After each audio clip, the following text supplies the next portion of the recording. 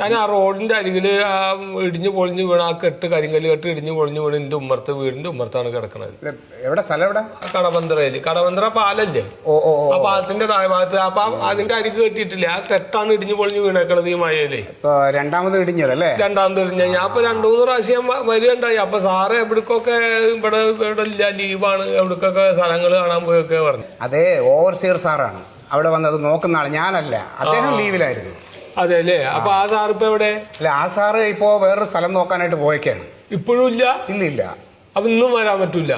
ആ മതില് കെട്ടാൻ ഓവർസിയർ വരണം. അതെ, ഓവർസിയർ അവിടെ വന്ന് അത് എസ്റ്റിമേറ്റ് എടുക്കും. അത് കണക്കെല്ലാം തിട്ടപ്പെടുത്തിയിട്ട് നമ്മൾ കോൺട്രാക്ട് വിളിക്കും. അതിനുശേഷം അത് ശരിയാക്കാൻ പറ്റുള്ളൂ. എന്തിന് എന്റെ ഉമ്മർത്ത് വീണ ഈ 4 കല്ല് പെറുക്കി മാറ്റാനോ? ഇപ്പൊ 4 കല്ലായാലും 2 കല്ലായാലും അതിന് ഓവർസിയർ തന്നെ വരണം. എന്തിന് സാറേ ഓവർസിയർ ഈ ജാതി കാര്യങ്ങൾക്ക് പറഞ്ഞ? ആ അയ്യപ്പനോട് പറഞ്ഞ 2 ദിവസം കൊണ്ട് ഓന അത് എടുത്തു മാറ്റും. എന്തെങ്കിലും ഒരു ചില്ലറ കൊടുത്താൽ മതി, കാര്യം നടക്കും. നിങ്ങളെ ആരെങ്കിലും കൊണ്ട് ആ സാധനത്തിൽ തൊട്ടാണ്ടല്ലോ നിങ്ങളുടെ കൈ പൊള്ളും. ഡിപ്പാർട്ട്മെന്റ് മെറ്റീരിയൽസ് ആണത്. അത് ശരി. അപ്പൊ നിങ്ങളെടുത്ത് മാറ്റൂല, എന്നെ കൊണ്ടെടുത്ത് ഇപ്പൊ സമ്മതിക്കൂല. അല്ല, അത് മാത്രല്ല, അതിന് ഒരു കല്ല് പോലും പോവാതെ സൂക്ഷിക്കണം. പണി തീരുന്നവരെ പിന്നെ നിങ്ങളെ കരിങ്കല്ല് സൂക്ഷിക്കില്ലല്ലേ ഇപ്പൊക്ക് പണി.